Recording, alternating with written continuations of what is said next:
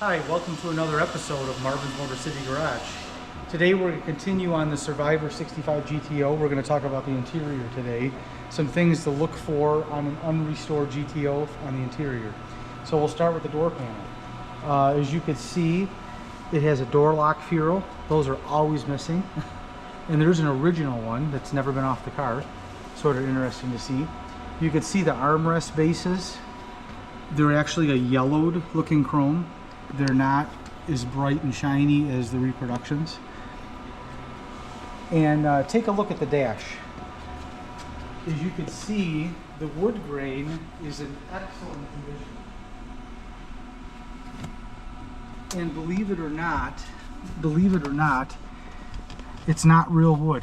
The reproduction that they sell is wood, but from the factory it was actually a vinyl veneer. It has a grain, but it's not real wood. And you can see how nice this original dash bezel is, the chrome on it. The chrome usually wipes off within the first couple days of owning the car, so it's amazing that the chrome on the dash is that nice. Take a shot of this contrast between the upper dash and the lower dash. You can see how the upper dash is a flat textured finish, same as the dash bezel, and the lower dash has a semi-gloss shine to it. You can see how nice all the chrome is, no pitting at all. And the steering wheel on this car is almost NOS. There is not a mark, a crack, anything on it. Probably one of the nicest original 65 steering wheels we've ever seen. And check out the cool accessory mat. That's an NOS mat that I had on the shelf. I thought this car was worthy of getting the mat, especially being a bench seat automatic on the, an automatic on the column car with no console. I thought it'd be a perfect addition to this car. I don't know if you could get under here and look at the way the carpet's cut. You see how the carpet just lays over the seat brackets and the nuts are hidden? That's one thing that a lot of restorations don't get right. A lot of times people just lay the seat right on top of the carpet, but you can see how you cannot see the nuts at all. And the same thing goes for the back. You cannot see the nuts. The pedestals are buried under the carpeting, and that's the way it is from the factory. Take a look at the windlace on the car. You can see how thick the windlace is. It has a padding on the outside. The reproduction's not even close. But there's a really nice example of original windlace. And other than that, I mean, it's just a really nice original 40,000 mile car.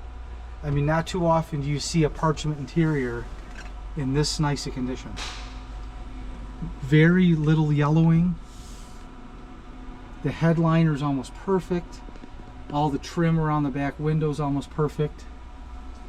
You could see how yellow the dome light lens is. It's not clear like the reproductions they sell. The interior is just patinaed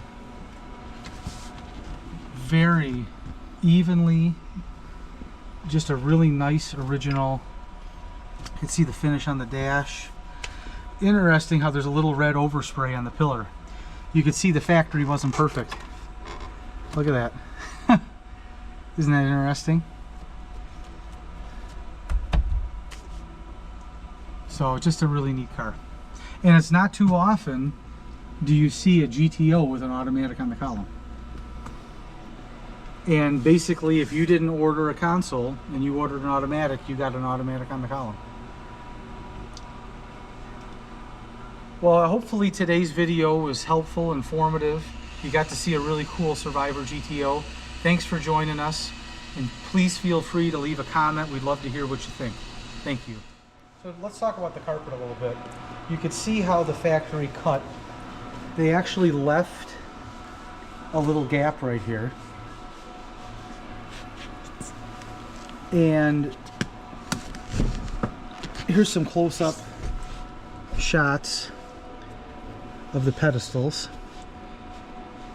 You can see how they cut the carpet around the pedestals.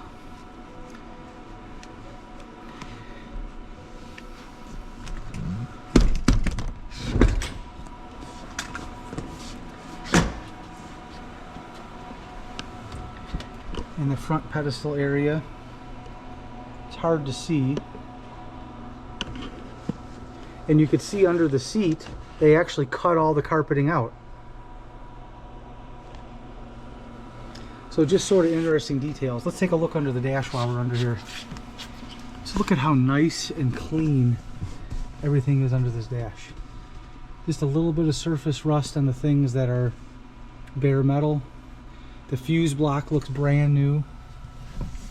Interesting how there's a little punch out where the clutch rod would go on a 4-speed. You could see the tag on the wire harness with the part number.